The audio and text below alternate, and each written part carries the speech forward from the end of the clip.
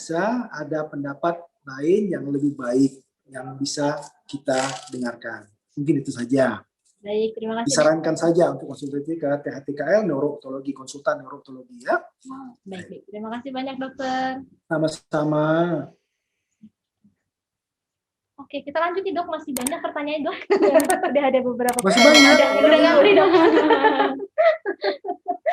Oke. Kita lanjutkan ya dok ya. Ini dari Ibu Ya. Fauziah Mukhtar. Pertanyaannya dokter, adakah hubungannya flu dengan gangguan pendengaran? Maaf, flu? Iya, flu. Flu. Oke. Flu dengan gangguan pendengaran.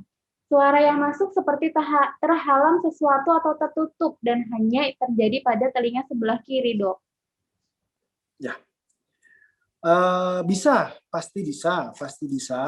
Kenapa? Biasanya telinga kita ini ada pipa yang menghubungkan telinga tengah dan tenggorokan kita di belakang, di daerah nasofaring, pertemuan antara hidung, tenggorokan, dan telinga belakang ya.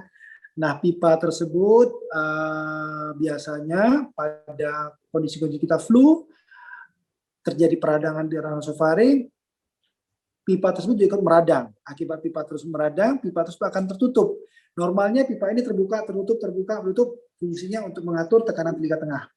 Nah, pada kondisi-kondisi tertentu, misalnya kondisi flu atau kita penerbangan, gitu ya, pada penerbangan, gitu ya, penerbangan dengan perbedaan atmosfer yang tinggi, gitu ya, atau kita naik gunung, gitu ya, atau pada kasus-kasus yang berat, misalnya ada tumor yang menutup muara tuba tersebut, bisa menimbulkan gangguan pendengaran dengan sensasi rasanya seperti kita naik pesawat. Penuh telinga kita, telinga masih mendengar, tapi telinga terasa mendengar suaranya di jauh di belakang, seperti itu. Nah, itu biasanya butuh pemeriksaan lanjut untuk mengetahui sudah sejauh mana proses yang terjadi. Apakah hanya tersumbat pipanya saja, atau sudah berdampak yang lain terhadap telinganya. Mungkin itu bisa dijawab. Terima kasih banyak dokter. Mungkin sudah dijawab ya. Ibu Fauziah Mukhtar. Dokter, kita lanjut ke pertanyaan selanjutnya. Jadi kita mau sharing lagi dok. Jadi kita pernah dok ketemu kasus gini dok. Jadi beliau itu usia 17 tahun. Beliau mengeluhkan ke orang tuanya tidak dengar, suaranya kecil. Akhirnya diajak ke dokter THT dan dilakukan pemeriksaan pendengaran. Hasilnya 50 dB, 60 dB dok. Hasil timpanonya itu A, telinganya gendongnya masih bagus. Utuh, tidak kotor, liang telinganya juga bersih. Lalu memang diputuskan untuk dipasangkan alat bantu dengar dok. Itu sekitar bulan Agustus. Lalu bulan Desember nih dok, sekitar jangka waktunya 4 bulan, dia tiba-tiba sebelah kanannya drop dok, tidak dengar sama sekali. Setelah dilakukan pemeriksaan, memang hasilnya sangat berat, sekitar 100-an dB dok. Timpanonya A, OAI-nya juga river, terus otoskopinya juga bersih, gendang telinganya juga normal. Nah, akhirnya orang tuanya ini cek dok secara keseluruhan, akhirnya di CT scan dan MRI. Nah, dari situ kelihatan bahwa pasiennya ini didiagnosis EVA dok, enlarged vestibular EVA. Oke. Enlarged vestibular adequate. Jadi vestibularnya itu agak membesar, organ vestibularnya. Nah, di situ orang tuanya juga agak shock nih dok, karena kita juga baru tahu gitu, orang tuanya juga ngerasa kayak bersalah gitu dok. Kenapa kita baru tahu sekarang gitu dok? Nah, mungkin dokter bisa menjelaskan sebenarnya IPA itu apa gitu dok? Jadi sebetulnya ini kasus-kasus yang sudah sangat bukan lagi spesialistik, tapi sudah kasus spesialistik konsultan otologi seperti itu ya.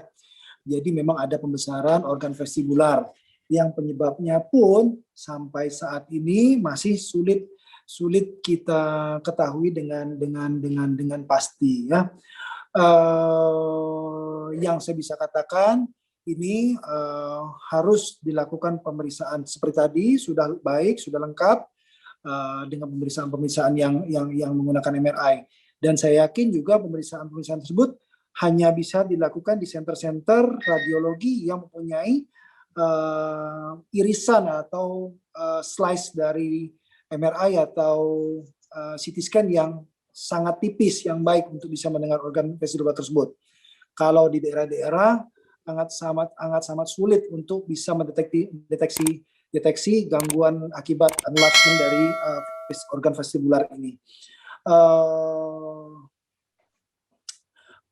Nanti mungkin harus dievaluasi enlargement dari organ vestibular ini, penyebabnya apa, dan diatasi satu persatu. Tapi yang jelas memang ini sudah kasus spesialistik dan konsultan onkologi, atau otologi, maaf. Untuk di Palembang sendiri, saya sebagai dokter spesialis belum pernah menemukan kasus ini sepanjang karir spesialis di hati saya. Mungkin konsultan otologi yang di Palembang, yang lain yang bergabung di acara ini bisa sumbangsi saran atau pernah mendapat kasus yang sama. Mungkin sementara itu bisa saya jawab. Ya, terima kasih. Terima Dok. kasih. Terima kasih. Ya, jadi mungkin kita sekedar sharing ya dok ya. Jadi pasien ini nih kita melakukan setiap 1 bulan sekali kita melakukan tes pendengaran gitu dok. Jadi memang alhamdulillah sekarang dia juga nggak dikasih obat sih dok, tapi memang ada pantangan nih, nggak boleh misalnya kayak loncat-loncat aktivitas yang memang capek banget atau yang loncat-loncat tuh dia nggak boleh gitu karena bisa jadi nanti drop lagi. Dan sekarang sih gangguan pendengarannya itu udah masuk kategori sedang kalau nggak salah dok. Berarti sekitar 50 sampai 70 desibel kurang lebih ya. 70 dok. Dari yang tadinya 1 desibel ya. pelan-pelan dia naik, pelan-pelan naik gitu. Oke.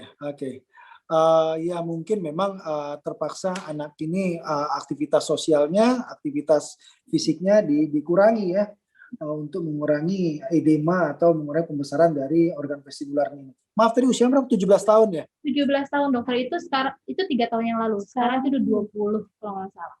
20 tahun. Oke. Syukurlah kalau bisa membaik walaupun dalam kurun waktu yang cukup lama ya, sudah 3 tahun sampai sekarang sudah membaik sekitar ya saya bilang ya sudah dari sangat berat di atas 100 sampai ke 70 itu pencapaian cukup bagus ya. Nah ya, mungkin itu yang saya bisa jawab ya. Terima kasih dokter.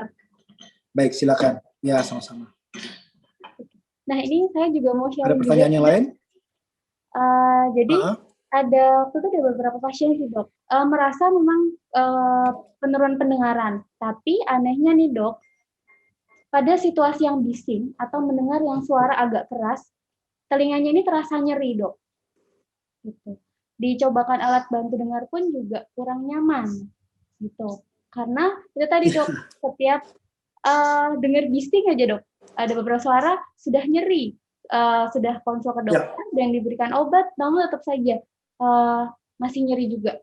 Itu untuk penanganannya seperti apa nih dok? Ya, jadi saya beberapa kasus memang menemukan juga yang seperti itu. Jadi dibantu menggunakan alat bantu dengar pun dia akan merasa tidak nyaman. Karena kan alat bantu dengar itu prinsipnya adalah sebagai amplifier, memperbesar bunyi yang kita terima. Malah yang terjadi pada pasien tersebut bukan kenyamanan untuk mendengar, tapi malah rasa sensasi yang tidak nyaman, menyakitkan gitu ya.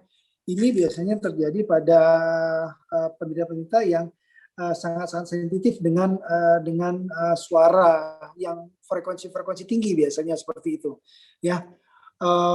Sulit memang kita mengatakan sulit kita memang mendeteksi kasus-kasus demikian karena dilakukan pemeriksaan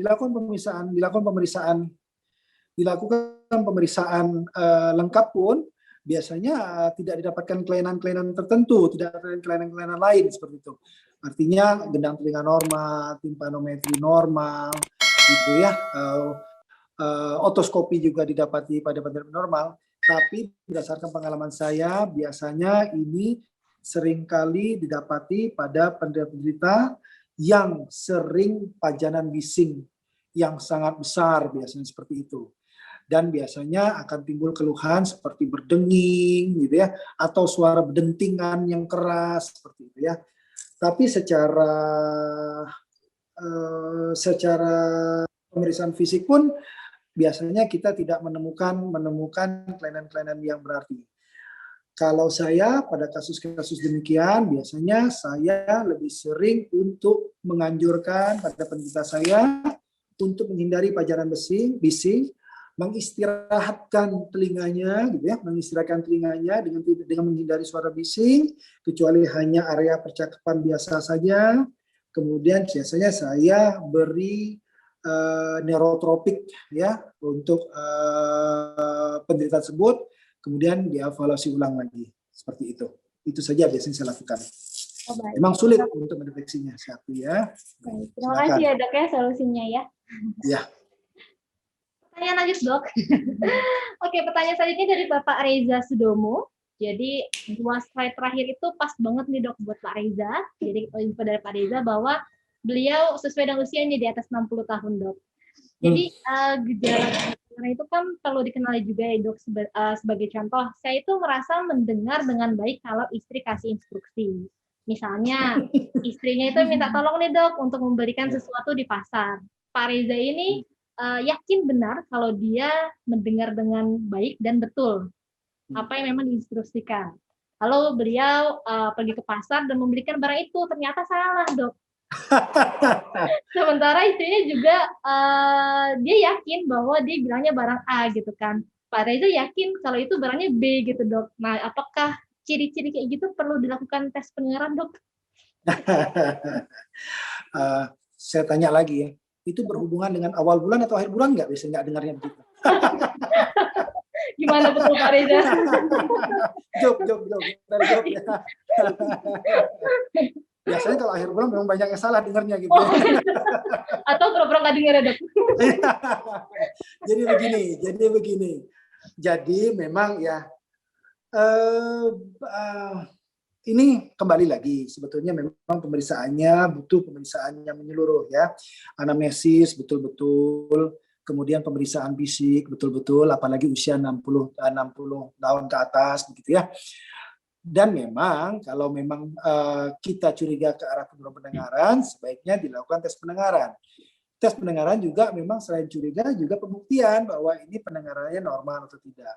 Atau yaitu tadi banyak faktor-faktor lain yang menyebabkan sang bapak pendengarannya salah persepsi terhadap pendengaran tersebut. Nah, kalau bicara persepsi kan kita sulit ya, bukan artinya persepsi itu kadang-kadang secara pemeriksaan bagus, tes audiologi bagus, semua bagus, tapi daya tangkapnya yang bermasalah, apalagi usia-usia 60 tahun ke atas. Tapi tetap kalau ditanya saya butuh tidak pemeriksaan audiologis, sebaiknya dilakukan pemeriksaan audiologis ya, karena udah masuk usia-usia memang rawan gangguan pendengaran. Mungkin itu saja jawabannya. Semoga sudah cukup jelas Pak Reza jawaban dari Dr. Ronaldi. Ya. Nah ini kita lanjut lagi ya dok ya. Ini kita beralih ke Facebook nih Mbak. Ya. Jadi kita juga live di Facebook ini dok. Ya. Nah ini pertanyaannya dari Ibu Ika Sudarsi. Untuk pertanyaannya dok, jika telinga mengalami pendarahan pada saat membersihkan telinga, apakah bisa menyebabkan tuli dok? Itu aja pertanyaannya? Iya. Baik. Perdarahan pada telinga akibat dimanipulasi. Dalam hal ini dikorek-korek baik itu dengan cotton bud atau dengan selain cotton bud gitu ya. Perlu kita lakukan pemeriksaan yang seksama. Kita evaluasi perdarahan ini terjadi di mana? Apakah telinga luar ataukah telinga dalam? Atau kalau dia telinga dalam berarti sudah melibatkan gendang telinga yang perforasi, yang berlobang akibat tindakan tersebut. Dua-dua kasus ini bisa menimbulkan perdarahan. Tapi biasanya kalau tanpa luka dari liang telinga, hanya perforasi, penusukannya tersebut hanya menimbulkan perforasi gendang telinga, biasanya pengalaman saya perdarahannya sedikit. Tapi kalau perdarahannya masif, banyak lah, boleh dibilang banyak, itu biasanya yang tergores adalah liang telinganya, kulit liang telinganya seperti itu ya. Balik ke pertanyaan, apakah bisa mengganggu pendengaran? Bisa tentunya, bisa mengganggu pendengaran. Kalau yang tergores adalah liang telinga dan menimbulkan perdarahan yang masif, yang banyak, dan perdarahan tersebut ada yang sampai menimbulkan bekuan di liang telinga, tentunya akan mengganggu pendengarannya, menjadi tuli konduksi, tuli hantaran suara. Tapi akan membaik apabila kotorannya atau darah yang dikit tersebut kita bersihkan dan perdarahannya berhenti. Nah, kalau dia kena gendang telinga, juga akan mengganggu pendengaran, tapi biasanya tidak signifikan apabila tidak gangguannya apabila traumanya tidak parah-parah banget, artinya tidak sampai terjadi kerusakan saraf pendengaran atau tulang pendengaran, ya seperti itu. Kadang-kadang ada yang trauma betul-betul hebat sampai merusak tulang pendengaran. Nah, kalau merusak pendengaran bisa terjadi gangguan pendengaran kondisi yang berat. Tapi kalau hanya terkena gendang telinga, murni hanya gendang telinga saja, biasanya tidak mengganggu pendengaran sampai sangat-sangat signifikan. Pada tahap awal bisa, apabila terjadi peradangan hebat dan sebagainya. Tapi pada tahap lanjut, biasanya pengalaman saya tidak. Memang ada gangguan. Orang normal sekitar 25 desibel, biasanya pada gangguan dengan gendang telinga yang bolong, biasanya hanya ya 27, 28 sampai 29, kurang dari 30 desibel seperti itu ya. Tapi sensasinya yang tidak enak. Biasanya dengan telinga bolong itu sensasinya seperti ada bunyi angin terus atau seperti ada bunyi bocor terus di telinga. Itu yang biasanya lebih mengganggu. Mungkin itu jawaban dari saya. Ya, dokter, kita lanjut ke pertanyaan selanjutnya dari Facebook atas nama Ibu Duarte. Jadi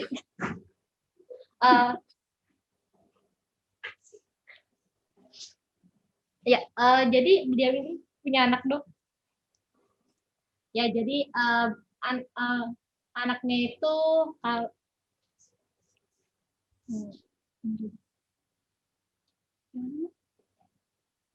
ya, jadi anaknya itu, Dok, sering keluar cairan, Dok. Udah ke dokter. Udah ke dokter, saat dicek otoskopi gendang telinganya utuh, terus juga telinganya bersih gitu, Dok. Cuma dikasih obat. Tapi kalau anaknya tiduran miring gitu suka keluar cairan tapi nggak berbau, Dok. Itu kenapa ya, Dok? Jadi kalau memang jadi gini, telinga berair itu kan ada dua sumber ya. Satu bisa dari telinga dalam, satu lagi bisa dari telinga luar. Cirinya apa? Kalau dari telinga luar artinya gendang telinganya normal. Yang kita lihat adalah iritasi atau adanya infeksi di telinga luar. Kalau dari telinga dalam artinya kita pada pemeriksaan otoskopi kita dapati gendang telinganya bolong seperti itu ya. Kalau tadi dari kasus tersebut dilihat pemeriksaan otoskopi gendang telinganya utuh, bersih tanpa ada sekret. Nah itu tentunya jadi pertanyaan tuh. Kira-kira apa penyebabnya? Apakah kemasukan air pada saat mandi atau bagaimana? Gitu ya. Tapi biasanya kalau penyebabnya adalah berair akibat dari infeksi telinga luar, biasanya ada keluhan lain tuh. Biasanya disertai nyeri, biasanya seperti itu ya. Ada bau, gitu ya. Cairan yang keluar juga berwarna, biasanya gitu. Tapi kalau sudah diperiksa ke dokter THP, didapati otoskopinya bagus, gendang telinga utuh, tidak ada kemerahan, liang telinga pun tidak ada tanda-tanda iritasi dan infeksi. Nah itu perlu dievaluasi keluarganya. Apakah setelah mandi kemasukan air, jadi pada posisi tidur, terbuka dan lepas cairannya, seperti jadi cairan kembali, jadi seperti basah, ya seperti itu. Ya, kalau saya lihat dengan pemeriksaan yang demikian, gendang telinga bagus, liang telinga bagus, tidak temukan tanda-tanda infeksi, tidak ada keluhan peradangan. Artinya mungkin cairan bukan dari sana, ya, ataupun dari sana, tapi bukan sesuatu yang insya Allah yang berbahaya, mungkin kemasukan air dan keluar lagi seperti itu, ya. Jadi insya Allah aman ya, Dok ya? Iya, kalau udah diperiksa telinganya utuh, tidak ada iritasi, tidak ada radang, apalagi dites dibersihkan dengan water dragon atau kapas, tidak temukan cairan, nah tentunya insya Allah aman ya. Ini pertanyaan terakhir. Pertanyaan terakhir, Dok. Iya, alhamdulillah. Kita harus bikin 2 sesi nih, Dok. Oke. Karena masih ada beberapa pertanyaan nih, Dok. Oke, pertanyaan terakhir. Oke, pertanyaannya di kolom chat Zoom dari Bapak Delvieri. Assalamualaikum dokter, ingin izin bertanya. Waalaikumsalam warahmatullahi wabarakatuh ya. Pertanyaannya, Dok, berapakah usia minimal seorang anak dapat menggunakan alat bantu dengar? Apakah jenisnya atau modelnya yang sesuai untuk usia dini? Oke. Baik. Jadi seperti pemaparan saya sebelumnya, kenapa anak tersebut harus menggunakan alat bantu dengar? Tentunya ada gangguan pendengaran ya. Nah, untuk gangguan pendengaran pada anak, dideteksi lebih awal lebih baik. Deteksi awal lebih baik. Ya. Nah, penggunaan alat bantu dengar apabila memang dibutuhkan karena gangguan pendengaran yang tulis sensorineural itu diperlukan untuk habituasi atau habilitasi dari telinga tersebut. Makin cepat makin baik, makin cepat makin baik. Tapi biasanya dilakukan pada usia 6 bulan seperti itu ya. Tapi pada prinsip makin cepat makin baik. Tapi memang akan kesulitan karena apa? Penggunaan alat bantu dengar tersebut kan harus dibuatkan molding. Molding itu cetakan di liang telinganya. Nah, itu akan sering berubah-ubah sering dengan pertumbuhan sang anak. Gitu. Nah, kalau moldingnya longgar, ada leaking, tentunya akan kualitasnya pun tidak baik yang didengar seperti itu. Tapi pada prinsipnya, kalau penggunaan alat bantu dengar ditujukan untuk habilitasi, habilitasi akibat gangguan pendengaran sensorineural pada anak, semakin cepat makin baik. Tujuannya adalah agar sang anak mendapatkan kembali golden period pendengarannya, yaitu pada usia 2-6 bulan. Itu golden period sekali untuk anak-anak untuk mengenal kata-kata. Saya selalu menganalogikan anak-anak tersebut dengan kaset kosong yang butuh direkam melalui pendengaran, diisi itu pendengarannya dengan kata-kata yang biasa diucapkan sehari-hari, gitu loh. Proses mendengar anak-anak yang normal pun demikian. Proses mendengar anak demikian pun juga demikian. Normalnya kan anak-anak itu secara teori 16 minggu di dalam kandungan ibunya mesti sudah bisa mendengar. Contohnya pada saat ibunya hamil, itu dipasang Walkman di perutnya, anaknya akan menggeliat, dikasih ngaji, kasih suara, anaknya akan menggeliat. Itu tanda-tanda dia mendengar. Dan itu sebetulnya sudah terjadi proses perekaman terus di dalam telinganya. Nah, nanti seiring berjalan waktu kita rangsang dan akan keluar.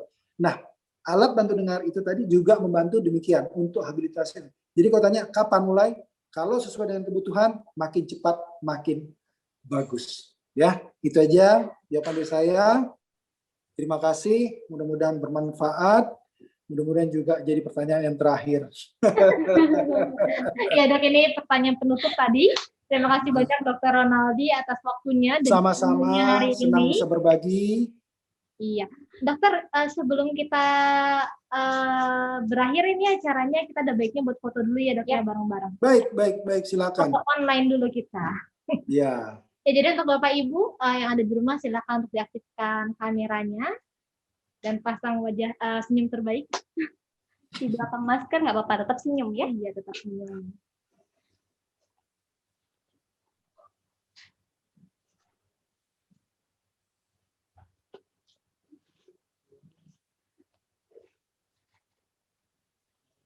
Iya, ini ada beberapa slide, jadi kita senyum saja. Kita nggak tahu kita ada di slide yang kemana. Mulai ya. Terima kasih. Mudah-mudahan senyum saya cukup baik ya.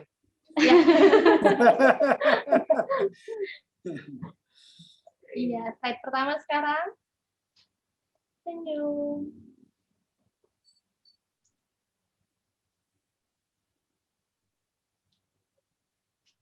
Oke, slide kedua.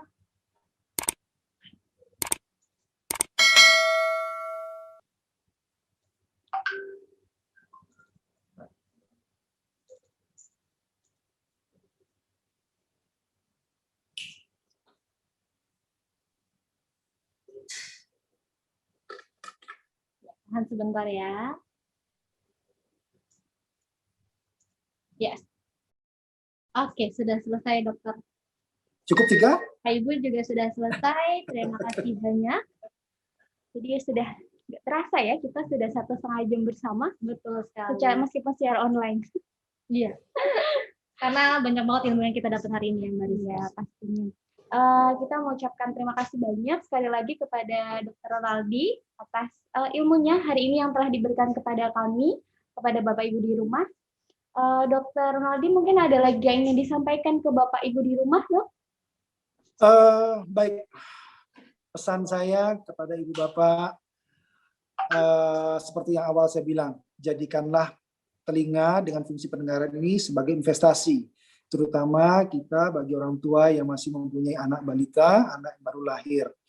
Karena kedepannya perkembangan anak kita dalam fungsi berbicara, berbahasa, kognitif, emosional, sosial, sangat-sangat tergantung dari pendengarannya, selain dari yang lain ya, mata dan sebagainya. Karena saya dokter THT, saya menjelaskan untuk telinganya. Karena itu nanti berperan penting di masa depannya.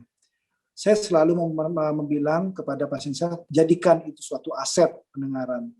Makin bagus kita menjaga aset kita, kedepannya insya Allah makin baik kualitas hidup anak-anak kita kedepannya. Atau kita sendiri makin baik kita menjaga kebersihan, makin kita menjaga fungsi pendengaran kita, makin berkualitas hidup kita di kedepannya, insya Allah. Itu aja yang mungkin saya sampaikan. Terima kasih. Terima kasih banyak, Dr. Ronaldi. Dan Bapak Ibu di rumah, kami juga mengucapkan terima kasih banyak atas partisipasinya hari ini telah bergabung di Abdi On Air. Jangan lupa apabila ingin mengetahui lebih lanjut seputar pendengaran dapat menghubungi kami. Bisa datang langsung berkunjung ke Abdi terdekat di cabang Bapak Ibu tinggal, atau bisa dapat menghubungi customer service kami. Dan juga bisa mengunjungi sosial media kami ya, Mak ya. Betul sekali. Jadi jangan lupa untuk like, comment, subscribe, dan share sosial media PT Alat Bantu Ringan Indonesia. Dan Abdi selalu menerapkan protokol COVID-19, jadi jangan takut untuk berkunjung ke Abdi. Betul, kita juga rutin untuk melakukan tes swab dan tes rapid Mbak Rizka ya. Terima kasih banyak. Sekali lagi kami ucapkan apabila ada kesalahan pada Abdi On Air pada hari ini, saya Rizka Septiani dan saya Cutdini beserta kru yang bertugas kami undur diri. Sampai jumpa lagi di Abdi On Air selanjutnya. Selamat Baik, terima kasih. Selamat siang semua. Sampai jumpa. Ya, Terima kasih. ya, sama-sama. Terima kasih dokter, Bapak Ibu. Terima kasih. Sama-sama. Waalaikumsalam warahmatullahi wabarakatuh. Baik, terima kasih.